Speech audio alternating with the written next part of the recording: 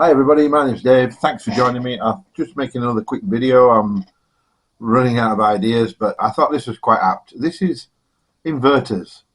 What you need to know about an inverter before you fit it to your car. Okay, so just remember, I will be reading from the screen, so I won't always be looking at the camera. And please like and subscribe. Consider joining Patreon.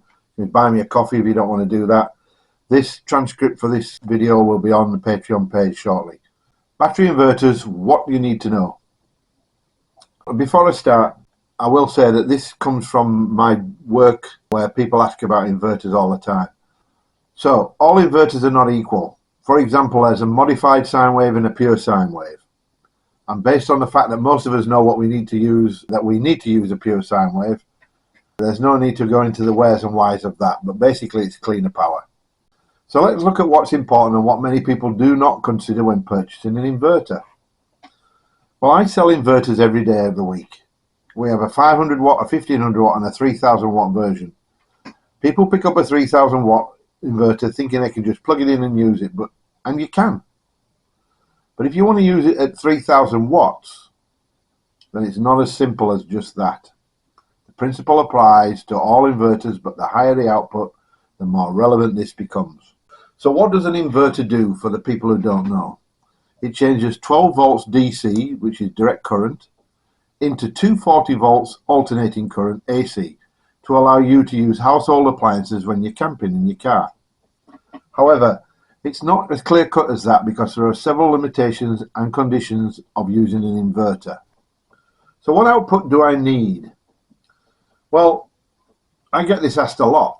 What output will I need? Well, it depends. This is the how long is a piece of string calculation again. It depends on what you're going to power for your inverter. For example, people say, well, I've got a CPAP machine. Well, every machine, every appliance, come hairdryer, kettle, coffee machine, CPAP machine, all use a lot of power due to their heating elements. The CPAP machine doesn't, sorry. And an inverter may struggle or just shut down if it can't meet those power requirements. Whereas a laptop, a drill, or a CPAP machine don't use anywhere near as much power because they're just really running a motor. And they will likely run really happily. So before you choose an inverter, you need to know the power requirements of the devices you intend to power. All devices are rated by watts, so you need to know how to use them and apply them to an inverter. Most appliances have a plate on them, which will give a wattage rating. If they don't, they'll have an amperage rating and you can convert it to watts. By the time we finish this, you'll know how to do that. The latest innovation to hit the four-wheel drive camping world is induction cookers. These can range from approximately 3,400 watts down to 1,800 watts. However, that is not the only issue here. Obviously, a 3,400 watt cooker will work on a 3,000 watt inverter, but the 1,800 watt induction cooker will work on both the 3,000 and the 2,000 watt inverter. However, the second problem rears its ugly head at this point, and is how long is your battery going to last at 1,800 watts? This is not the only problem, what is not considered here, so let's discuss these issues and use the 1,800 watt cooker as an example. Inverter requirements. It is a fact that you cannot power an inverter without enough battery output current to actually power the inverter at full power. Most batteries will power an inverter, but it depends on their output what inverter they will actually power to full wattage. For example, the King's 3000 watt inverter will use around about 260 amps just to run at 3000 watts. And whilst it will still work at smaller inputs, to get the full 3000 watts, you need all of those amps from the battery. If your battery cannot produce those amps, then the inverter just won't run at 3000 watts. Now, here's the formula to convert amps to watts. You go amps times volts equals watts. 250 amps times 12 volts equals 3000 watts. There's where you get your 250 amps from. Now, if you look at the King's manual, it'll say 284 amps because it takes into account the surge protection and things like that. A lot of inverters will power an item up to 6,000 watts for a short period of time, maybe five seconds, just to get over that initial boost startup, high voltage, high amperage draw.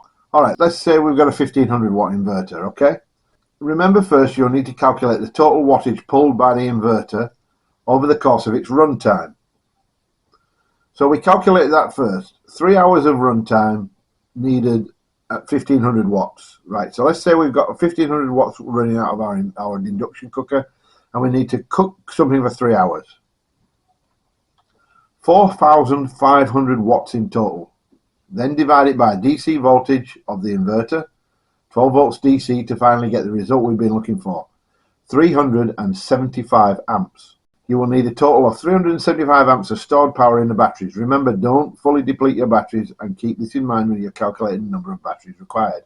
I can guarantee that the vast majority of people who are watching this will not have 375 amps available in their batteries. I have two 120 ampere hour lithiums, that's only 240 amps. So you need some big batteries, two 300 ampere hours, two 400 ampere hours, two 200 ampere hours, sorry, to make 400 ampere hours. And you're going to leave 25 amps in your battery. That's not good at all.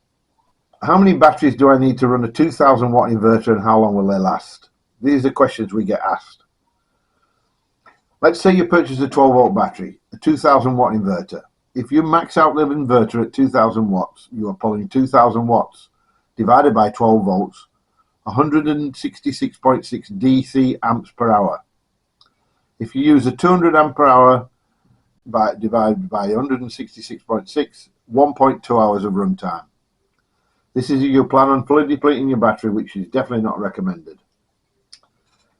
So, if your battery output is not anywhere near what the inverter requires, then you'll just have a reduced capacity, and that'll be experienced. For example, 120 amps output at 12 volts is a 1440 watts. Yes, you can run a 1500 watt inverter just.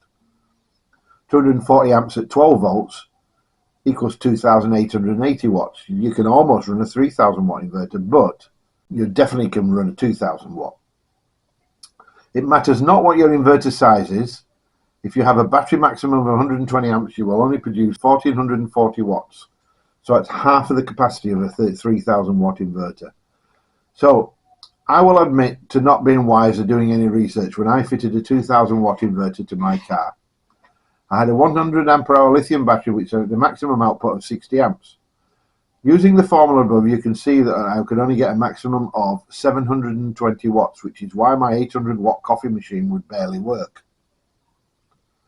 Now I have 120 ampere hour lithium batteries in parallel, giving me 240 ampere hours combined, which will easily power my 200 watt inverter. And that, ladies and gentlemen, is it. Now, one thing I will say is, if you have a 240 ampere hour output like I have, okay, now if you use that with your with the example we used above, your batteries you're not going to get your 1.2 hours of runtime out of it. So what a lot of people will do is they have a DC to DC charger. They will turn on their engine and put some power back into the battery while it's discharging. Now you're putting 40 amps in, but you're taking 250 amps out. You can see what that's going to happen there, can't you? You're putting some back, but you're taking a lot out. So just bear that in mind when you're using an inverter. So a lot of people think that we actually had somebody come back with an inverter and say it doesn't work. And they said it doesn't work because it wouldn't power what they wanted it to do. So they went and tested it and it was working perfectly well. And they came back and said, how big's your battery? Well, what does that matter, he said. Because your battery go flat. He says, no. He says, I'm running my inverter. I won't get a flat battery. He didn't understand that his battery had to power the inverter. Now, it sounds silly, but people don't know. People just don't know. So the best thing to do is to start up your engine and be putting something back in when you're taking it out. But just remember, if you're using an induction cooker and you've got a 120 ampere hour battery, you're not going to get the full power, and it's not going to run for 3 hours. It's not going to run for an hour, really. And then it's going to be flat. And the one thing you don't need when you're camping is a flat battery. So just bear that in mind. Anyway, thanks for listening, and hopefully you got something out of this, and I'll see you out there.